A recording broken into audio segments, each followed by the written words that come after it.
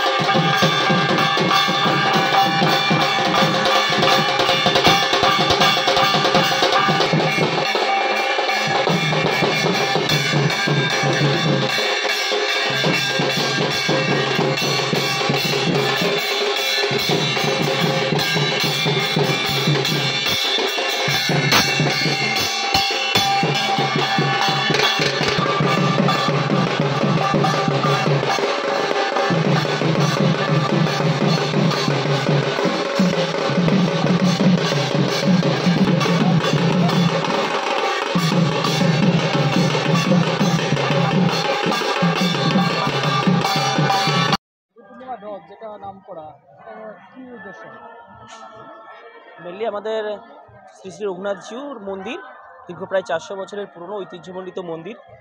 ওখান থেকেই আমাদের রথযাত্রা প্রত্যেক বছর হয় মাঘী পূর্ণিমাতে। দীর্ঘ বছর ধরে আমরা খুব ছোটো দিকেই দেখে এসেছি যে রথের মেলা হয়। আগে কাঠের রথ হতো, এখন লোহার রথ হয় এবং রঘুনাথ জিউর মন্দির থেকে দীর্ঘপথ অতিক্রম করে আমাদের মেলা প্রাঙ্গণ পর্যন্ত রথ আসে। প্রচুর মানুষ এখানে ভিড় জমায়। এমনিতেই আমাদের রঘুনাথ জিউর মাহাত্ম্য আছে, যার ক্ষীর প্রসাদ খুব বিখ্যাত। মানুষ তাদের মানত পূর্ণ হলে বা তাদের মনোবাসনা পূর্ণ হলে মানত করে এবং সেই মানত অনুসারে তারা ক্ষীরের প্রসাদ দেয় এবং খুব বড় ধরনের মেলা হয়। প্রায় 7 দিন ধরে এই মেলা চলে। প্রচুর মানুষ ভিড় জমায় এবং রথ 7 দিন থাকে, তারপর উল্টো রথ হয়। এই যে রঘুনাথ মন্দির যেটা রয়েছে, এটা কি মাহাত্ম্য রয়েছে বা টেরাকোটা দিয়ে তৈরি, টেরাকোটার মন্দির বলা হয়? প্রায় 400 বছরের পুরনো মন্দির। আমরা তো মানে শুনেছি বা আমরা ইতিহাসে পড়েছি বা জেনেছি। আমরা তো আর তখন দেখিনি, কিন্তু খুবই ঐতিহ্যশালী, খুব বড় মন্দির। গ্রামের মধ্যে বলে সেভাবে প্রচারের আলোয় আসেনি, কিন্তু খুব ঐতিহ্যশালী মন্দির এবং খুব জাগ্রত মন্দির। মানুষ তার অনেক মনোবাসনা নিয়ে আমাদের রঘুনাথ জিউর কাছে আসে এবং আমরা জানি বা শুনেছি মানুষের মনোবাসনা পূর্ণ হয় এবং মানুষের মনোবাসনা পূর্ণ হওয়ার পরে মানুষ তার মানত পূর্ণ করার জন্য পুজো দিতে আসে। ক্ষীর প্রসাদ বিখ্যাত, মানুষ ক্ষীরের প্রসাদ মানত করে এবং ক্ষীর প্রসাদ দিতেও আসে মানুষ।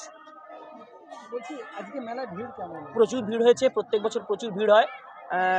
যদিও মাধ্যমিক পরীক্ষা চলছে, সেজন্য আমরা সেভাবে মেলার প্রচার এবছর করিনি।